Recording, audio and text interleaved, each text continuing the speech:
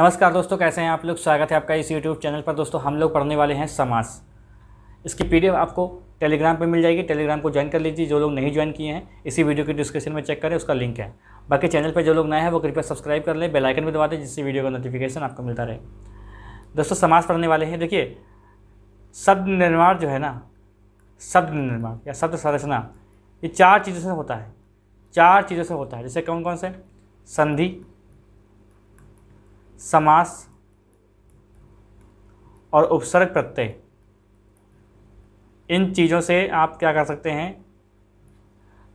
एक शब्द निर्माण कर सकते हैं। तो इसी के क्रम में हम देखिए, हम लोगों ने संधि पढ़ लिया, आज पढ़ेंगे समास और एक क्लास हम लोग उपसर्ग और प्रत्यय पर भी कर लेंगे। ठीक है। तो समास दोस्तों क्या होता है? समास जो है, इसका शाब्दिक अगर अर्थ के हैं तो क्या इसका शाब्दिक अर्थ होता है? संक्षिप्त करना। समास मतलब क्या? जैसे कि सम धन आस। सम का मतलब होता है पास या निकट, पास या निकट सम का मतलब होता है। आस का मतलब होता है बैठाना। ठीक है, आस का मतलब बैठना या बैठाना। ठीक है। अब देखिए, समास जो होता है, समास में क्या होता है कि नए शब्द का निर्माण होता है। समास में दो पदों का मेल होता है। पदों, देखिए एक बात बता दूं आपको, जैसे ये कमल, ये मैंने कल ही बताया था आपको, ये कमल लिखा हुआ है अकेले तो ये शब्द हो गया, लेकिन यही अगर वाक्य में लिखता है तो इसको बोलते हैं पद। तो ज़्यादातर क्या करते हैं हम लोग, शब्द को पद ही बोलते हैं। एक मतलब शुद्ध तरीका क्या होता है, शुद्ध एक तरीका होता है पद बोलने का। ठीक है। तो क्या है पद? जैसे दो पदों का मेल, दो शब्द यानी दो शब्द हैं तो दो शब्द कहना ठीक है, लेकिन मतलब उचित नहीं है, तो दो पद बोलते हैं। जैसे कि दो वर्ण लिखे हों, दो वर्ण, तो वह दो वर्णों के मेल से संधि होती है और दो पदों के मेल से क्या होती है, उसको बोलते हैं समास। अच्छा, समास के अगर समास का अलग करना है, समास को जैसे समास का मतलब क्या, मतलब एक साथ जोड़ देना। ठीक है। इसका विलोम क्या होता है? तो समास का विलोम होता है व्यास। वी धन आस, वी धन आस मतलब अन्य। वी का मतलब अन्य हो गया, आस का मतलब वही बैठाना। ठीक है। चलिए अब इसकी देखिए परिभाषा देख लेते हैं क्या कहती है। समास की परिभाषा यह है कि दो अथवा दो से अधिक शब्दों से मिलकर, ठीक है, शब्दों लिखो या पदों लिख दो, बने हुए सार्थक शब्दों को समास कहते हैं।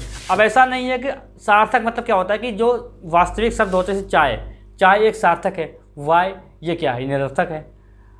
बहुत लोग समझ नहीं पाते हैं सार्थक और निरर्थक। सार्थक समझते हैं कि ठीक है भाई, हम समझते हैं कि सार्थक जो है,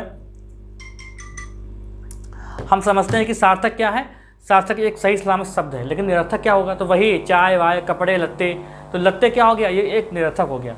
तो जो शब्द बनेंगे दोस्तों वो बनेंगे सार्थक। ठीक है, सार्थक शब्द बनेंगे। इसमें कुछ चीज़ें और हैं, जैसे कि समास, समस्त पद या सामासिक पद किसे कहते हैं। देखिए, जब दो पदों को जब जोड़ देते हैं तो वही कहलाता है सामासिक पद। तो देखिए लिखा हुआ है कि समास के नियमों से बना शब्द समस्त पद या सामासिक पद कहलाता है। एक होता है समास विग्रह।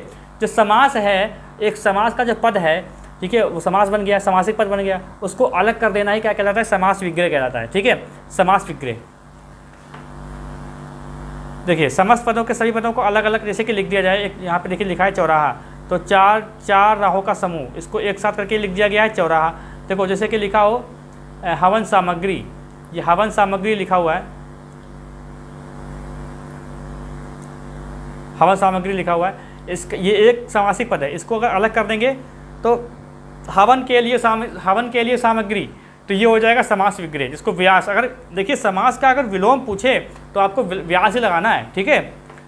अब क्वेश्चन देखते हैं, समास के भेद कितने होते हैं। तो समास के दोस्तों 6 भेद होते हैं। अवयवी भाव समास, तत्पुरुष समास, कर्मधारय समास, द्विगु समास, द्वंद्व समास, बहुब्रीहि समास। अब देखिए समास के दोस्तों अलग अलग भेद अलग तरीके से पूछे जाते हैं। जैसे पदों की प्रधानता के अनुसार पूछे तो वहाँ पे 4 लगा देना है, मूल समास पूछे तो वहाँ पे 5 लगा देना है। ठीक है, वो अलग टॉपिक है और इतना डिटेल में नहीं पूछेगा आपसे। तो देखिए समस्त पदों के ये क्या, समास के भेद जो है वो 6 होते हैं। हिंदी में समास के भेद 6 माने जाते हैं। ठीक है। अगला क्वेश्चन देखिए, अब अभी क्वेश्चन बता रहा हूँ मैं, देखो प्रैक्टिस सॉल्व कराते कराते लाइव टेस्ट में आदत बन रही है। अवयवी भाव समास क्या होता है? अवयवी भाव समास देखिए, इसमें क्या होता है, जिस समस्त पद में प्रथम पद अव्यय उपसर्ग हो प्रधान हो तथा बाद वाला पद जो है संज्ञा हो, अवयवी भाव समास होता है। मतलब क्या, देखिए जैसे कि कोई वाक्य लिखा है तो उसको जब उसका विग्रह करेंगे तो उसका एक जब इसे उसको निकाल लेंगे तो एक उसका अव्यय निकल के आएगा, अव्यय, और उसके बाद वाला संज्ञा होगा, बाद वाला क्या होगा, संज्ञा होगा। जैसे देखो, जैसे प्रतिदिन, और देखिए अव्यय क्या होता है, अव्यय मतलब क्या है, जो लिंग काल कारक वचन इसके अनुसार उसमें परिवर्तन नहीं होता है तो वो अव्यय होता है। जैसे यहाँ पे लिखा है प्रतिदिन, तो देखिए दिन क्या है, दिन क्या है, ये देखिए दिन जो है लिंग के अनुसार बदल जाए, क्या नाम, लिंग काल कारक वचन, तो दिन जो है वचन के हिसाब से बदल जाएगा, दिनों हो जाएगा, ठीक है। लेकिन प्रति का आप क्या करेंगे, तो प्रति दोस्तों क्या है, ये अव्यय है। तो आप जैसे कि जब कभी आपको समझ में नहीं आए तो उसका आप संधि विच्छेद कर दीजिए। मैं यहाँ पे समास का विग्रह नहीं बताऊंगा, संधि विच्छेद कर दीजिए अव्ययी भाव समास, क्योंकि देखिए संधि विच्छेद और समास, संधि विच्छेद और समास विग्रह में इसमें ज़्यादा कोई अंतर नहीं होता है, बस खाली पढ़ाने के लिए बोलते हैं भाई उसको भी अलग अलग करना है, इसको भी अलग अलग करना है। लेकिन संधि में थोड़ा सा वर्णों का ध्यान देना होता है, क्योंकि वर्णों के योग से बनता है, और इसमें क्या होता है कि पदों के योग से बनता है, ठीक है। जैसे लिखा है प्रति एक, प्रति एक, एक की हो जाएगा, एकों हो जाएगा, ठीक है, इसका बदल जाता है लिंग, और ये संज्ञा होता है एक। और आजन्म, जैसे कि लिखा है आ जन्म, तो आ बताइए आ क्या है, आ का कोई रूप परिवर्तित तो होगा नहीं, तो ये क्या है, ये एक अव्ययी भाव है, अव्ययी भाव का शब्द है, ठीक है, अव्ययी शब्द है या अविकारी शब्द है। और जन्म क्या है, एक संज्ञा हो जाएगी। जैसे भर पेट, अब भर क्या है, भर जो है एक अव्यय है, और पेट क्या है, पेट एक संज्ञा हो जाएगी, ठीक है। बेशरम, तो बेशरम, अब बे क्या है, अब बे कुछ होगा लेकिन पता नहीं क्या है, लेकिन बे जो है, ये बे का जो आप है लिंग काल वचन कारक के अनुसार इसका परिवर्तित रूप नहीं ले सकते, बा भी वो अलग चीज़ होता है, बे, ठीक है। तो शर्म क्या है, शर्म एक हो जाएगी संज्ञा, है ना, बारंबार, बार बार, और समक्ष, आंखों के सामने, सा समअक्ष, इस तरीके से, ठीक है। और देखिए अव्ययी समास भाव के, अव्ययी जो समास होता है इसके दो भेद होते हैं, एक होता है अव्यय पद पूर्व, इसे अव्यय लगा है पहले, देखिए अव्यय पहले लगा हुआ है, अव्यय लगा हुआ पहले। देखो एक बात तो बता दूं आपको, जैसे प्रथम और द्वितीय, देखो यहाँ पर देखो प्रथम और द्वितीय, इसका नाम क्या होता है, पहला भी होता है इसका नाम पूर्व भी होता है, और इसे दूसरा भी बोलते हैं, और इसको पर भी बोलते हैं, ठीक है, ये भी ध्यान रखेंगे। तो अव्ययी भाव, अव्ययी समास के दो भेद होते हैं, एक होता है अव्ययपूर्व यानी अव्ययपूर्व, यानी देखिए यहाँ पर ये अव्यय पहले लगा हुआ है पहले लगा हुआ है, लेकिन एक और होता है नाम पद पूर्व, नाम के आगे भी लगा होता है, जैसे कि लिखा है यहाँ पर विवाहोपरांत। ये विवाहोपरांत कौन से समास का उदाहरण है, तो बता देना है आपको अव्ययी भाव समास का। देखिए विवाहोपरांत, विवाह के उपरांत, और विवाह के उपरांत ये क्या है, ये अव्ययी भाव यानी अविकारी शब्द है, ठीक है, अविकारी शब्द। देखिए अव्यय को ही अविकारी शब्द बोलते हैं। मृत्यु उपरांत यानी मृत्यु के उपरांत, ये क्या है, ये एक अविकारी शब्द है। और देखिए नियम क्या है, यदि किसी संज्ञा या अव्यय पद का दोहरान हो, ठीक है, तो वहाँ भी अव्ययी भाव समास होगा। जैसे कि देखो यहाँ पर लिखा है दिन दिन, दिन दिन, हाथों हाथ, कानों कान, पल पल, द्वार द्वार, तो ऐसे शब्द आएंगे तो ये भैया क्या हो जाएंगे, ये हो जाएंगे आपका अव्ययी भाव समास का उदाहरण, ठीक है। अगला देखते हैं कर्मधारय। कर्मधारय जैसे देखते हैं, देखो कर्मधारय का जो पद होता है ना, वो प्रथम पद क्या होता है, विशेषण होता है, दूसरा पद जो होता है विशेष होता है। जैसे यहाँ पर लिख दिया जाए काली मिर्च, काली मिर्च, ये एक साथ लिखा हुआ है, काली मिर्चा, काली मिर्च, एक पर यहाँ पर काली आ रहा है और दूसरा आ रहा है मिर्च, तो यहाँ पर ये कहा जा रहा है कि प्रथम पद ये हो गया ना, प्रथम पद, तो प्रथम पद एक विशेषण हो जाएगा और बाद वाला संज्ञा हो जाएगा। संज्ञा को ही विशेषण बोलते हैं ना, ठीक है। तो इस टाइप से तो कर्मधारय में क्या होता है, इस देखिए आपसे ये पेपर में पूछ लेता है कि प्रथम पद विशेषण हो, दूसरा पद विशेष हो, तो वो कौन सा समास का उदाहरण समास होता है, तो वहाँ पर ये भी ध्यान रखना है कि ये कर्मधारय समास होता है, ठीक है। देखो जैसे महाकवि, पीतसागर, पीताम्बर, महावीर, महासागर आदि, मतलब क्या है कि विशेष, मतलब विशेषण लगाओ। जैसे कि आपको कैसा प्रश्न करना, जैसे कि लिखा हो महाकवि, तो कवि कैसे, तो महान है। पीतसागर, सागर कैसा, तो पीतसागर। पीताम्बर में बड़ा कन्फ्यूजन होता है लोग, क्योंकि बहुब्री भी आता है, क्योंकि भगवान का नाम हो जाता है। भगवान के ज़्यादातर नाम क्या होते हैं, वो बहुब्री समास के उदाहरण होते हैं। तो जो पीताम्बर है वो कर्मधारय और बहुब्री समास में दोनों में कभी देता नहीं है, अगर देता है तो वहाँ पर भैया बहुब्री ही लगा दीजिएगा, ठीक है। पीताम्बर क्या हो गया, पीला अंबर, ठीक है। महावीर मतलब महान है, वीर कैसा है, महावीर। सागर कैसा है, महान सागर। तो यहाँ पर क्या है कि मतलब जो इसको जो पहला पद इसको मानेंगे ना, तो ये क्या है, ये एक विशेषण है और बाकी संज्ञा आ जाएगी, तो ये क्या हो जाएगा, विशेष्य हो जाएगा। जैसे अभी और देखो इसमें, यदि कोई उपसर्ग को विशेषण की तरह प्रयुक्त किया जाता है तो वहाँ भी कर्मधारय समास होता है। जैसे लिखा हो सुपूत, कपूत, ठीक है, सुपुत्र, तो ये देखिए यहाँ पर उपसर्ग लगा हुआ है, ऐसे इस टाइप से भी, तो यहाँ पर भी कर्मधारय समास होता है, ध्यान रखेंगे। देखिए यदि विशेषण पदों का दोहरान हो, मतलब विशेषण पद अगर दोहराव हो रहा हो तो वहाँ पर भी क्या होता है, कर्मधारय समास होता है। जैसे कि देखो लाल लाल, काला काला, ठीक है, ये आदि विशेषण पद का दोहरान हो रहा है तो वहाँ पर भी क्या होता है भाई, कर्मधारय समास होता है। ठीक है, अगला देखते हैं भाई, द्विगु समास। देखो द्विगु समास, द्विगु समास, देखिए द्विगु समास जो होता है, द्विगु समास का देखिए द्विगु समास का ही उदाहरण है। ठीक है, अच्छा कर्मधारय में मैंने बताया कि जो विशेषण होते हैं, पहला पद विशेषण होता है, तो संख्यावाचक विशेषण को छोड़ के, ऐसा नहीं कि संख्यावाचक विशेषण तो डाल दो, क्योंकि संख्या वाले तो द्विगु में आएंगे ना। अब यहाँ पर द्विगु जो विशेषण होता है इसको याद करना बड़ा आसान होता है, सॉरी द्विगु समास को याद करना आसान होता है। क्यों? क्योंकि द्विगु मतलब गिनती लिखी हुई, द्वि, दो, ठीक है, टू, ऐसे।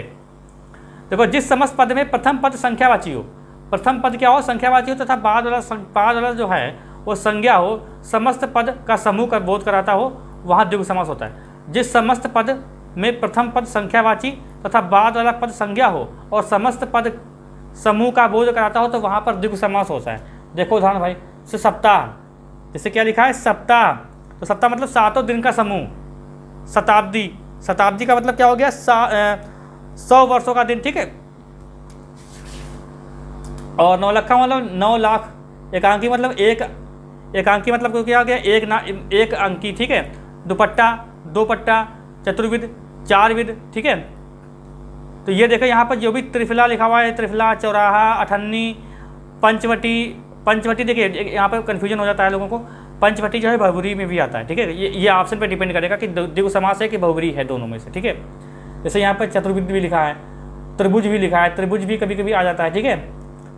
अच्छा यहाँ पर देखिए द्वंद्व समास, देखिए द्वंद्व समास क्या होता है, देखिए इसके दोनों पद प्रधान होते हैं। किस समास के दोनों पद प्रधान होते हैं, याद रखेंगे इसको, क्योंकि ये भूल जाएंगे तो क्वेश्चन गलत हो जाएगा। क्योंकि यहाँ से क्वेश्चन बनता है किस समास के दोनों पद प्रधान होते हैं, तो द्वंद्व समास होता है। मतलब उभय पद प्रधान, मतलब दोनों पद प्रधान एक दूसरे के विलोम या विलोम जैसे होते हैं, वहाँ द्वंद्व समास होता है। विग्रह के आधार पर इसके 3 भेद होते हैं। जो द्वंद्व समास होता है इसके 3 भेद होते हैं। कौन कौन से होते हैं, देखो इतरेतर द्वंद्व, विकल्प द्वंद्व और समाहार द्वंद्व, ये 3 भेद होते हैं। देखिए इतरेतर द्वंद्व क्या होता है, 2 पदों के मध्य तथा आदि शब्दों का लोप हो जाता है, शब्दों का लोप होता है। इसमें विलोम और विलोम जैसे शब्द होते हैं, ठीक है। 2 पदों के मध्य तथा आदि शब्दों का लोप होता है, इसमें विलोम जैसे शब्द होते हैं। जैसे कि देखो राम लक्ष्मण, लव कुश, राधा कृष्ण, जला भुना आदि, तो ये होता है इतरेतर। हालांकि इतना डिटेल में आपसे पूछेगा नहीं, आपसे खाली एग्जाम्पल में देखा और पूछेगा कौन सा समास है। ये आपसे नहीं पूछेगा कि द्वंद्व समास के कितने भेद होते हैं, या फिर ये नहीं पूछेगा कि ये जो राम लक्ष्मण है ये किस समास का द्वंद्व समास का भेद है। तो यहाँ पर ऐसा नहीं पूछना, मैं खाली बता रहा हूँ आपको, ठीक है, एक नॉलेज के तौर पर। विकल्प द्वंद्व देखो, 2 पदों के बीच में या अथवा आदि विकल्प सूचक योजक शब्दों का लोप होता है, ठीक है। और सदैव विलोम शब्द आते हैं इसमें, जैसे भला बुरा, ठीक है, भला या बुरा, समझे नहीं, भला या बुरा, थोड़ा या बहुत, थोड़ा अथवा बहुत, ऊंचा या नीचा, पाप या पुण्य, इस टाइप से। अब यही शब्द, यही जो है, ये जितने भी आपके सामने उदाहरण हैं इनको एक साथ लिख सकते हो द्वंद्व समास के उदाहरण। इसमें इतरेतर, विकल्प और समाहार लिखने की जरूरत नहीं है, ये खाली मैं आपको समझा रहा हूँ कि ऐसे ऐसे बांट देते हैं, ठीक है, 3 भाग में। जिस द्वंद्व समास, देखो लिखा है यहाँ पे, जिस द्वंद्व समास से उनके पदों के अर्थ के अतिरिक्त उसी प्रकार के अन्य अर्थ का भी ज्ञात होता है। अंत में इत्यादि आदि का बोध होता है। इसमें सदैव बहुवचन शब्द आते हैं, सार्थक निरर्थक शब्द दोनों भी आते हैं इसमें। देखो कैसे, जैसे रोटी दाल, अब रोटी दाल देखिए यहाँ पर है, ठीक है, रोटी दाल भोजन के लिए इसका मतलब क्या हुआ कि भोजन के लिए प्रमुख पदार्थ के अर्थ में, ठीक है। अन्न जल, ठीक है। कपड़ा लत्ता, जैसे कपड़े लत्ते मतलब एक साथ पूरा समूह बता रहे हैं, ठीक है। चाय वाय, ठीक है। यहाँ पर देखिए सार्थक निरर्थक दोनों लिखे हुए हैं। तो ये हो गया आपका द्वंद्व समास। अगला समास देखते हैं, बहुब्रीहि समास। ये बहुत आसान होता है। इसमें कोई पद प्रधान नहीं होता है। किस समास में कोई पद प्रधान नहीं होता है? बहुब्रीहि समास लगा देंगे। किस समास में कोई पद प्रधान नहीं होता है? बहुब्रीहि समास। ठीक है, इसके अन्य अर्थ की प्रधानता रहती है, जिसे सांकेतिक अथवा योग रूढ़ अथवा लिखा हुआ दोस्तों ये। ठीक है, योग रूढ़ शब्द कहते हैं। योग रूढ़ मतलब समझते हैं कि दो शब्द जुड़े हुए हैं और इनको जोड़ के एक नया अर्थ सामने आ रहा है, इसको बोलते हैं योग रूढ़। मैंने बताया शुरुआत में, मैंने जो क्लास करी वहाँ पे बताया था मैंने। जैसे दशानन, दशानन 10 सिर हैं जिसके, अर्थात रावण हो जाएगा। लंबोदर, ठीक है, लंबोदर तो जिसके जो है पेट में रस्सी बंधी हुई है। चतुर्भुज जिसकी 4 भुजाएं हैं। चंद्रशेखर, मतलब जो है शेखर के ऊपर, मतलब क्या बोलते हैं, माथे के ऊपर जो चंद्र है। वीणा पानी, गिरधर मतलब पहाड़ को उठाने वाला। तो ये कृष्ण जी, तो मतलब इसमें क्या होता है कि जो भी देवी देवताओं के नाम आते हैं वो आप बहुब्रीहि समास में लगा देंगे। जो भी देवी देवताओं के नाम आएंगे, अब पूछेगा कौन सा इसमें समास है, तो बहुब्रीहि समास हो जाएगा। ठीक है, इसके भी दोस्तों भेद होते हैं, लेकिन भेद पढ़ना हम लोगों को जरूरत नहीं है।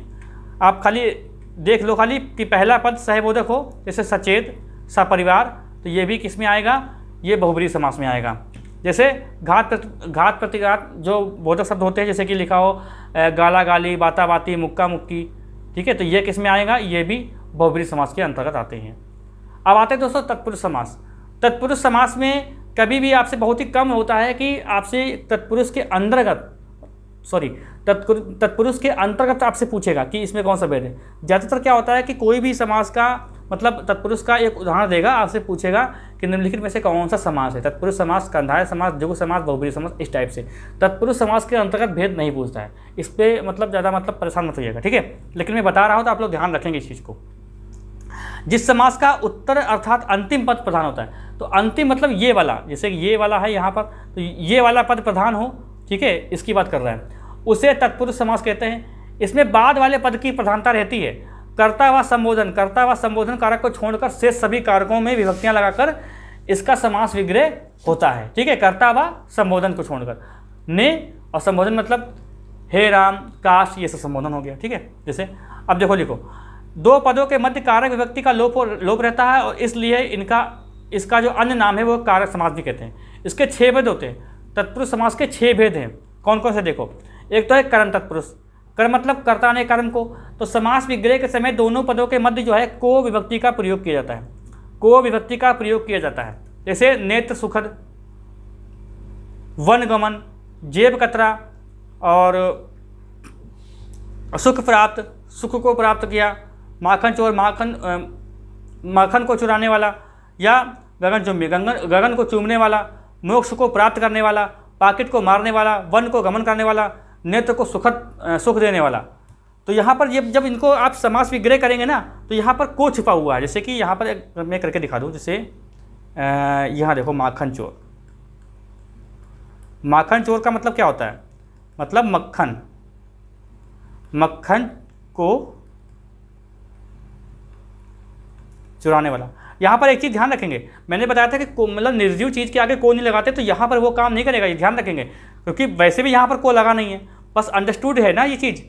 मैंने बताया था कि जो सजीव चीज़ होती है उसके आगे को लगाते, निर्जीव के आगे को नहीं लगाते। जैसे मक्खन निर्जीव है, यहाँ पे को लगा दिया सर आपने, तो भाई देखो यहाँ पर समझाने के तौर पर बता रहा हूँ मैं आपको। ठीक है, गगन को चूमने वाला, इस टाइप से। करण तत्पुरुष, अब करण तत्पुरुष इसकी विभक्ति क्या होती है? से होती है। तो समास विग्रह के समय दोनों पदों के मध्य जो है से विभक्ति का प्रयोग किया जाता है। से विभक्ति का प्रयोग किया जाता है। जैसे वाक युद्ध, अकाल पीड़ित, हस्तलिखित, करुणापूर्ण, पद दलित। जैसे देखो, जैसे अकाल पीड़ित है, अकाल से पीड़ित, अकाल से पीड़ित क्या हो जाएगा दोस्तों? अकाल से पीड़ित हो जाएगा। ठीक है, अकाल से पीड़ित। तो इनका जब समास विग्रह करेंगे तो यहाँ पर अर्थ जो है से, जैसे हस्त से लिखित, करुणा से पूर्ण, पद से दलित, वाक से युद्ध। ठीक है, मतलब बातों द्वारा युद्ध। ठीक है, देखो संपदान तत्पुरुष देखो क्या होता है। समास विग्रह के समय पदों के लिए विभक्ति जो है का लोप रहता है। जैसे देखो, विद्यालय, रसोई घर, विद्या के लिए आले, रसोई के लिए घर, हाथ के लिए कड़ी, गौ के लिए शाला, पुत्र के लिए शोक, विधान के लिए सभा, राह के लिए खर्च, रेल के लिए भाड़ा, डाक के लिए गाड़ी, न्याय के लिए आलय है। समझ रहे नहीं? तो जब इनका समास विग्रह करोगे तो ये यहाँ पर के लिए आपका जरूर आएगा, वो होगा संपदान कारक। और पहली बात तो इसका डिटेल पूछता नहीं है, विद्यालय दिया होगा, पूछेगा कौन सा समास है, तो बस तत्पुरुष समास लगा देंगे। अपादान अलग होने के संबंध में होता है। समास विग्रह करते समय से विभक्ति, समास विग्रह करते समय से विभक्ति का लोप रहता है, जो अलग होने का अर्थ होता है। जैसे देश निकाला, धर्म विमुख, पथभ्रष्ट, रणमुक्त, आचार्यधीत। देखिए आचार्य ये क्या, अध्ययन, देखिए अध्ययन, जहाँ पर अध्ययन की बात आती है वहाँ पर भी अपादान कारक होता है। असत्य घृणा, घृणा की बात होती है वहाँ पर अपादान कारक होता है। नेत्रहीन, देखो देश से निकाला, धर्म से विमुख, पथ से भ्रष्ट, यहाँ पर अलग होने की बात हो रही है। ऋण से मुक्त, ठीक है। आचार्य घृणा, असत्य घृणा मतलब असत्य से घृणा। नेत्र से हीन, आचार्य से अधीत, ठीक है। संबंध कारक, संबंध कारक तत्पुरुष, देखो संबंध कारक तत्पुरुष क्या होता है। समास विग्रह करते समय का, के और की विभक्ति का लोप रहता है। जैसे राज्यादेश, राजमाता, जैसे राज्य का आदेश, ठीक, राज्य की माता, देश की सेवा, लोक के नायक, सेना के नायक, सूर्य का उदय, सभा के पति, राज्य के अध्यक्ष, कन्या का दान, ठीक है। समझ गए कि नहीं। तो आप इनका जब समास विग्रह करेंगे तो वहाँ पर ये आपको जरूर मिल जाएगा, ये शब्द मिलेंगे आपको कि के है, का है, कि क्या लगेगा। अधिकरण तत्पुरुष, देखो क्या है कि समास विग्रह करते समय में, पर, ऊपर आदि विभक्ति का लोप होता है। जैसे काव्य में निपुण, काव्य में निपुण, मुनि में श्रेष्ठ, कार्य में रत, कार्य में कुशल, जल में मग्न, पुरुष में सिंह, आप पर बीती, रण में सूर हैं, वन में वास, और ग्राम में वास, नगर में वास, बस, है ना, हो गया आपका अधिकरण तत्पुरुष। तो ये हो गया आपका पूरा समास। देखिए बहुत लंबा खींचने की मैंने कोशिश नहीं की है। इस समास को मैंने 2 क्लासेस में कवर किया था जब मैंने बहुत पहले पढ़ाया था। तो आप लोग डिटेल चाहते हैं तो आपको वहाँ पर भी मिल जाएगी, ठीक है। यहाँ पर हम लोग एक स्पेशल मतलब बहुत डिटेल में मतलब देखने की ज़रूरत नहीं, क्योंकि इससे ज़्यादा क्वेश्चन आपसे दोस्तों बनता नहीं है, ठीक है। चलिए तो मिलते हैं हम लोग कल नेक्स्ट क्लास में। और कोई डाउट होगा किसी चीज़ पे तो आप लोग कमेंट कर सकते हैं। बाकी चैनल पे जो लोग नए हैं वो कृपया सब्सक्राइब कर लें, बेल आइकन दबा दें, जिससे वीडियो का नोटिफिकेशन आपको मिलता रहे।